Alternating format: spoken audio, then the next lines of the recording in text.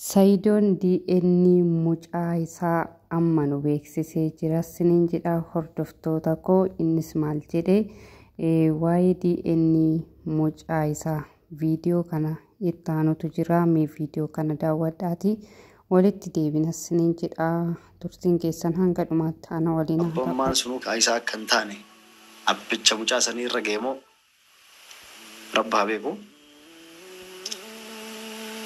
Walumaa galatti injirtu dhabee jira jechuudha. Maramarsiisuu dhufee walii fiigee barbaadaa olii dhabee jira jechuudha.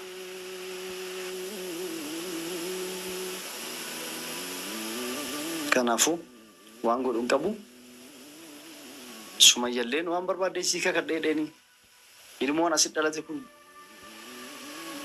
kan mucaayoon dhaltee maali jedhan sun waan biraatiif gargaaruuf jira deddeeme. Yeroo dhalatu maqaa bitaa kiyyaan dhalatee abbaan dhiisaa ijaarsi bira dhiisee deeme. Sanuma saniif namni kaasee ilma isaatti jedhanii odeessan. Wallaahi hin kakadhaa ilmoo kiyyaa miti. Wallaahi ni kakadhaa. Yoo ilmoon sun kiyyatee guyyaa har'aa na bulcha. Waan barbaadde jedhee sii kakadhaa naamani jedheen didde. Ilmoo achi diqaalaa dhaltee qabdaa. Kanaafuu ilmaan keessatti mul'isu.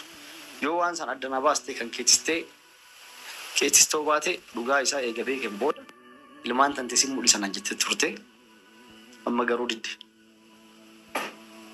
Ani eenyuun shakke salaamin shakkeeyyuu maal?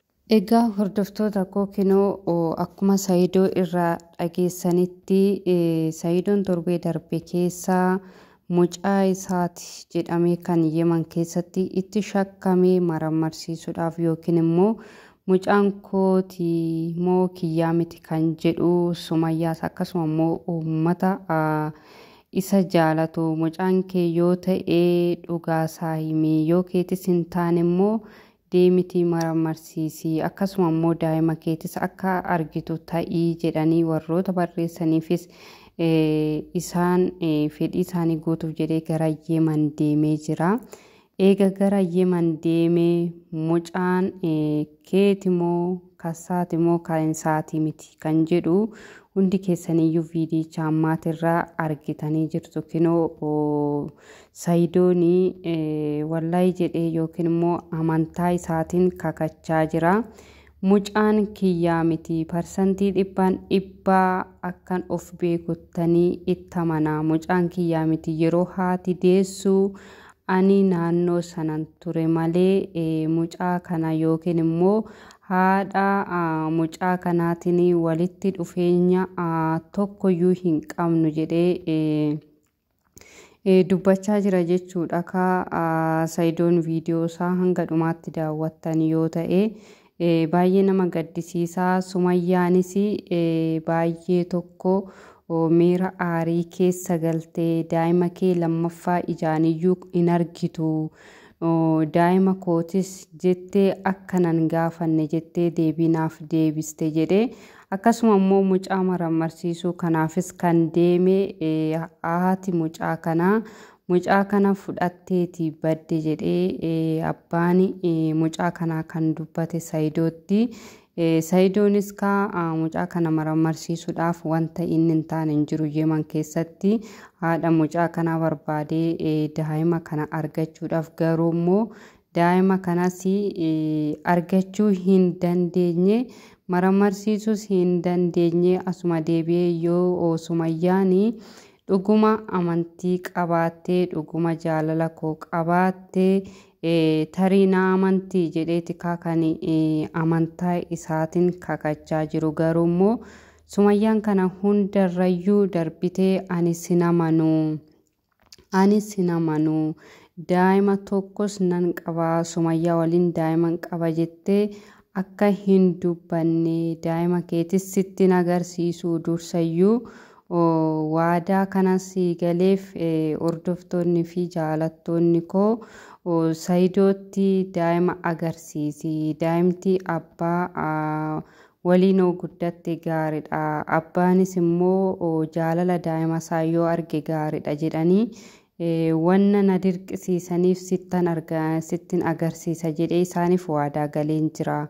Amma garuu wanti adeemsi ati deemte keessattuu immoo wanti ati Yemen dhuftee wanta biraa raawwattee fi yookiin immoo kan daa'ima marammarsiisuu dhuftee Yemen immoo eega galte booda Salaam miimoorii gaafatte ati daa'ima keetiif iddoo hin qabdu kanaaf jedhee daa'ima kee sitti hin agarsiisu akka barbaadde ta'ii yoo barbaaddeeyyuu ammas iddoo barbaaddee daa'ima biraa itti dabaladhu ani yoomiyyuu sinamanuu daa'ima sina biraan qabdu sitti sin agarsiisu jetteeti kaakani Saidoodha deebiste baay'ee nama gaddisiisa jechuudha. Sumayyaa wanta hundarrayyuu kanaarsee Saidoon eegaa Yemen deemee Salaamin wal argee gaafa Salaam gara Yemen deemtu isheenii DNA mucaa kanaa sobaaf dhugaasaa parsantii 100% adda baasee Sumayyaa beeksisa jetteeti Sumayyaa deeggarsa Sumayyaatiif deemte. Saidoon immoo eega Salaam kana argee isa mucaa deemeef dhiisee ishee miimoorii gaafate jechuudha. Miimoorii sanirratti Salaamin baay'ee wal lolanii hanga poolisii waamutte jechuudha.